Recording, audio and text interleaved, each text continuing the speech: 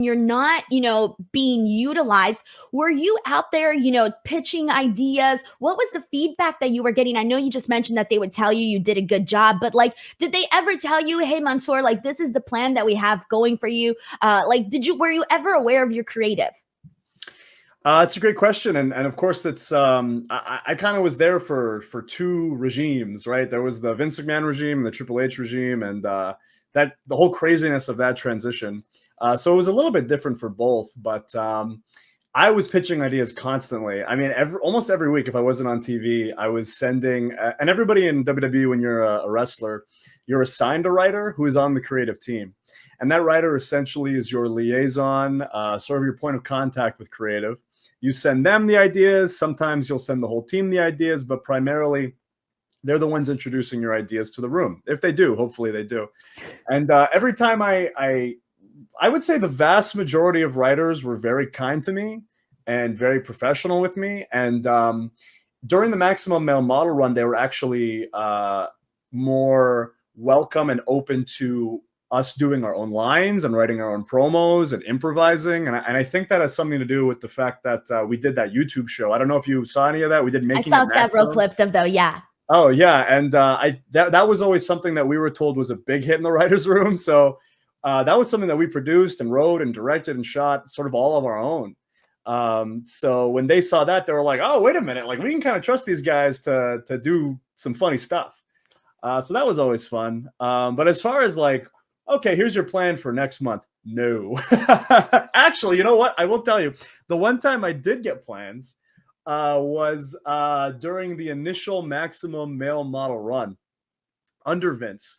Because that was, from what I was told, his baby. This was supposedly his project that he wanted to do for like a year. He'd be in the writers room going, oh, I want some male models. I need to get good-looking guys to be male models.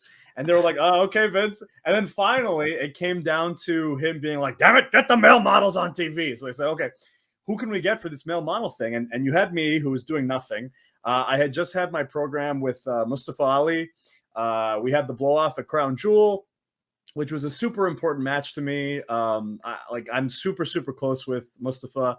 And I sort of see him as like my wrestling dad. So literally like the angle where he's the grizzled vet and I'm like the young doe-eyed blue chipper. It was a shoot. Like, it was legit. He dragged me around backstage, introducing me to all the production guys, all the writers, all the like lead writers who I was too scared to talk to. And he said, Mansoor, talk to him. Introduce yourself. Okay, good. Now we're going to talk about our angle tonight. That's legit what Ali is like.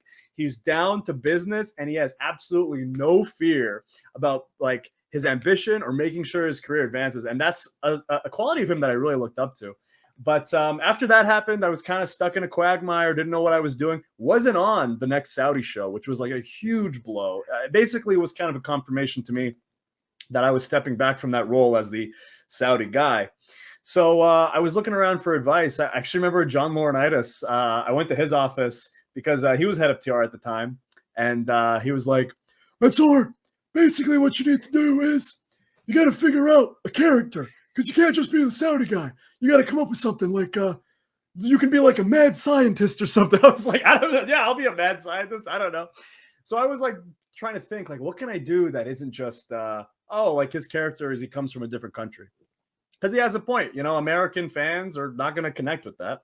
So I was trying to do something where I was kind of like based on DDP. It was like a mix of DDP and Simon Dean. I don't know if you remember the Simon system. Yes, I did the milkshakes, the gym bag, the little gear. Exactly. So my pitch was that I was going to be a self-help. It was like a self-help guru, but more in the style of like almost like a multi-level marketing scheme. Right? You know those like things where it's like a pyramid scheme. I was going to say a pyramid scheme, those Facebook ones you get. Dude, yeah, exactly. So because I got a message from a girl in my high school who was like, hey, Mansoor, how you been? I was like, I've never talked to this woman. Yeah, how are you? She was like, I'm great because I've been drinking purified water from this alkaline machine Did you know you have like negative electrolytes in your water? I was like, oh my God, what's happening? So I check out her profile page and she does this thing where she goes to like Hawaii every year to go with a bunch of like other young people and they buy like these machines and then they sell them to the next people. So I'm like, oh my God, this is something. Like, I feel like this is because like cults and wrestling have always been people in hoods doing like spooky stuff.